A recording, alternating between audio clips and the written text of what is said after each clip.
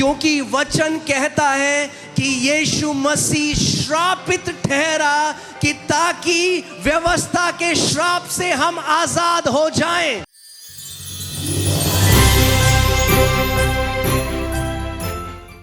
बहुत सारे विश्वासी आज भी पुराने नियम की मानसिकता को लेकर चल रहे हैं, इसलिए अपने जीवन में वो जय नहीं देखते। Many believers, they are still living with an old covenant mindset. That's why they don't see victory in their life.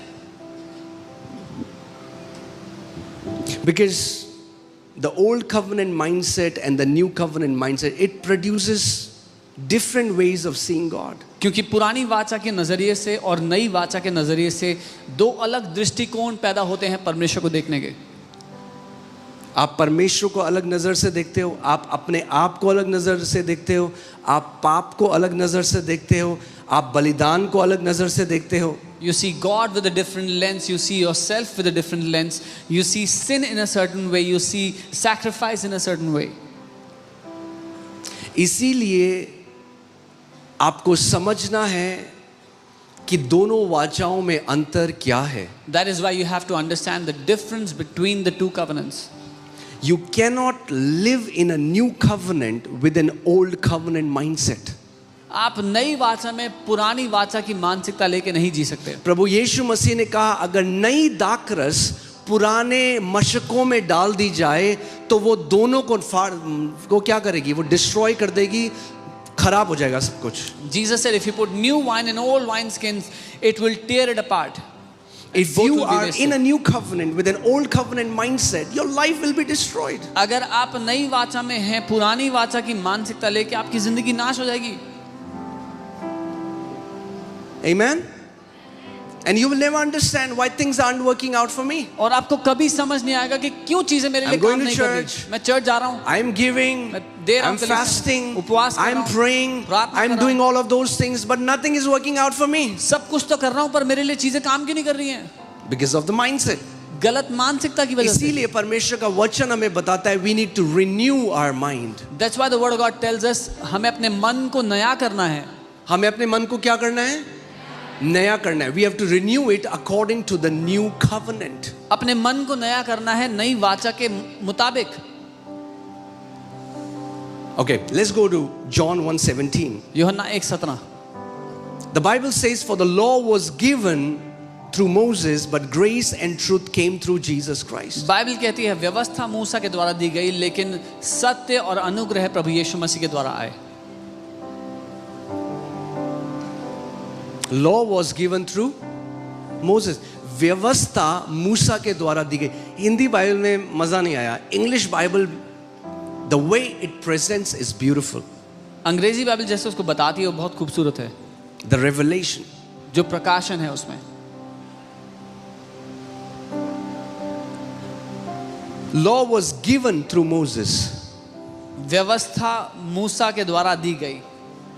मैं आपको आज एक किताब दूं, मैं कहूं उस व्यक्ति को दे दो, आपने किताब उस व्यक्ति को दे दी।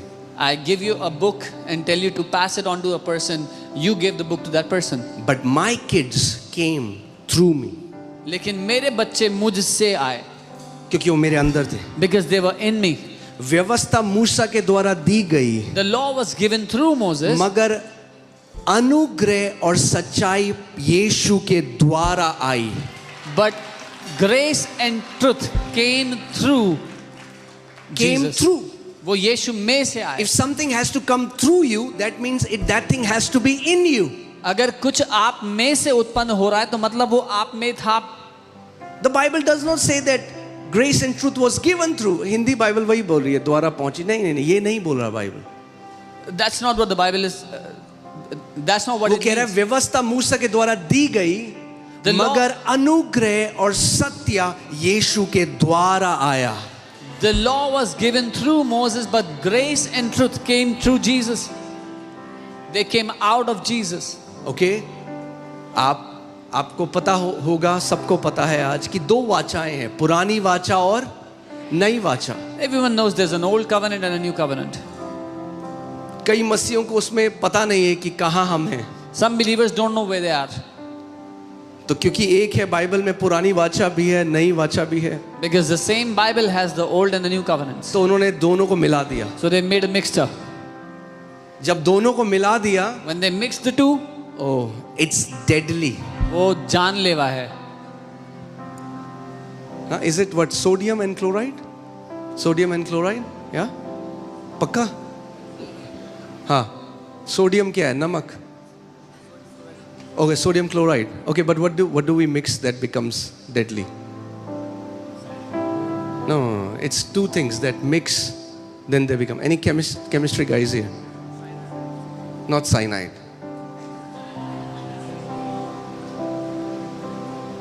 You mix sodium and something else and it becomes poisonous. Water? No, it becomes salty water. छोड़ो. मैं कह रहा हूं दो चीजें हैं, जब वो मिल जाती हैं तो वो डेडली बन जाती हैं. Two things, when they're mixed together, they become deadly. और ये कई मसीह नहीं जानते आज. And that's what many believers don't तो वो know today. पुरानी वाचा और नई वाचा को मिला देते हैं. So they mix the old and the new covenant. और क्योंकि पुरानी और नई वाचा को मिला देते हैं, And because they mix the old and the new, वो अपने जीवन में मृत्यु लेकर आ रहे हैं. they bring death into their life. अपने जीवन में बंधुआई लेकर आ रहे हैं. They are bringing bondage into their life. अपने जीवन में एक ऐसा भय लेकर आ रहे हैं जिससे कभी भी वो एक लेपालकपन का, बेटा होने का, बेटी होने का अधिकार हियाव से नहीं ग्रहण कर सकते. They are bringing a fear into their life through which they will never be able to boldly receive the adoption of sonship given to them. इसीलिए बहुत बहुत बहुत बहुत बहुत जरूरी है कि आपको इस बात का प्रकाशन मिले कि अब आप पुरानी वाचा में नहीं हो, अब आप एक नई वाचा में हो. That is why it's so important that you receive this revelation that you are not in an old covenant, you are in a new covenant. कैसे आपको पता चलेगा कौन मसीह है जिनका माइंडसेट आपको मिलेंगे? वो आपको बोलेंगे हमारे ऊपर ना बहुत श्राप है आज भी. How would you know what kind of believer you are talking to, what kind of mindset they have? When you meet them, they'll tell you, oh, we have so many curses upon our lives. हमारे पूर्वजों ने जो पाप करे उसके आज सारे पाप हमारे ऊपर आ रहे हैं. Oh, the sins that our forefathers committed, all those have come upon us. आप उनसे बोलोगे कि आप यीशु को मानते हो? You ask them, do you believe in Jesus? कहेंगे जी मानते हैं, They'll say, बिल्कुल मानते हैं. yes, we believe in Jesus. मैं बोलूंगा ये कह के आपने नलिफाई कर दिया जो यीशु मसीह ने क्रूस में किया. Then I'll tell them what you just said. You have nullified what Jesus did on the आप cross. यीशु को तो मानते हो, You believe in Jesus, मगर जो यीशु ने करा क्या उसको मानते हो? but do you believe in what Jesus did? क्योंकि वचन कहता है कि यीशु मसीह श्रापित ठहरा कि ताकि व्यवस्था के श्राप से हम आजाद हो जाएं. Because the word says Jesus became a curse that we would be set free, delivered from the curse of the law. अगर आप आज भी मसीह को मानकर कहते हो कि आप श्रापित हो, तो आप कह रहे हो कि यीशु क्रूस पर जो गया वो उसने कुछ नहीं कहा करा, उसका कार्य बेकार ठहरा. So if you being in Christ today say you are under a curse, you declare that Jesus going to the cross was useless. He did not complete what he was meant to complete on the cross.